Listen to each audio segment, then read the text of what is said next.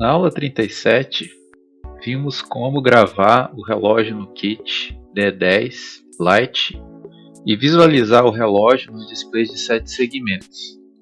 Mas muitos podem ter passado desapercebido esse Compilation Report que o Quarto sempre gera ao final da compilação.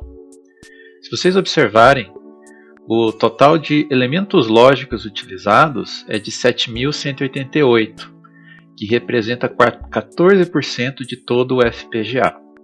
Mesmo sendo um FPGA de baixo custo, para o Max 10, esse é o modelo que possui o maior número de elementos lógicos, e utilizar 14% apenas para fazer um simples relógio é muita coisa.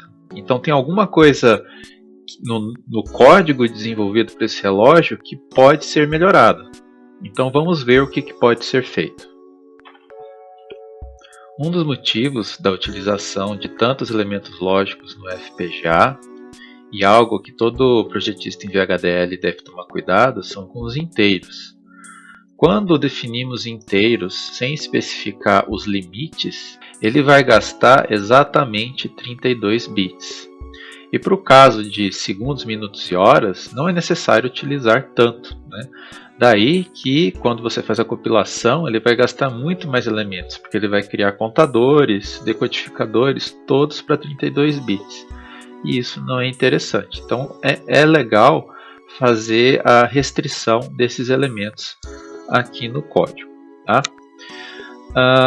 Aqui no caso, seria interessante então separar segundos e minutos, com os valores variando de 0 até 60 e horas variando de 0 até 24. Então vou fazer essa alteração. Então está aqui. Então para segundos e minutos eu restringi o inteiro de 0 até 60, utilizando a palavra range, né? 0 to 60.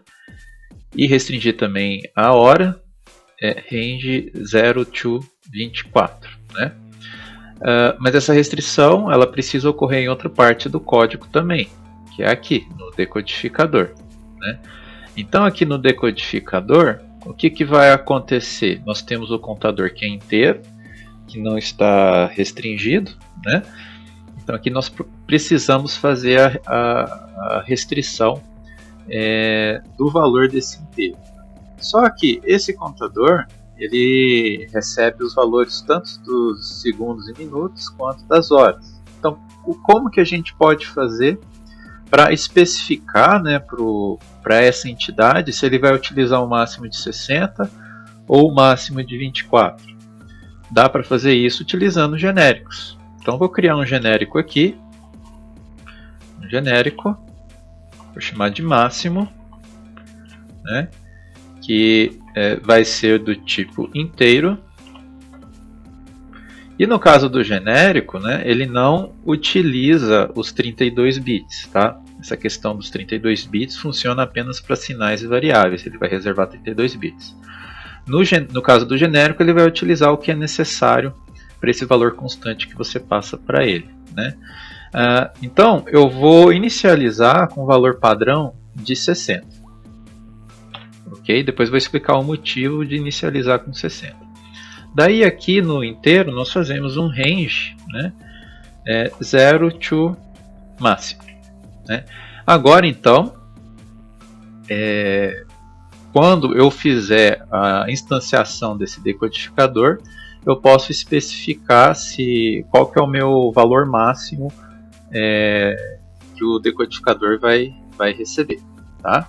E eu faço isso aqui na entidade top, no timer top. Né? Então aqui no timer top, o que vai acontecer? Ó, eu tenho o decodificador para os segundos, os minutos e as horas. Né? E note que, como aqui no decodificador eu já coloquei o genérico para o valor 60, né? Esse valor já é ótimo, né, para segundos e minutos. Então, eu não preciso fazer um generic map para os segundos e para os minutos, porque ele já vai pegar o valor padrão, que é o que foi especificado aqui na própria entidade.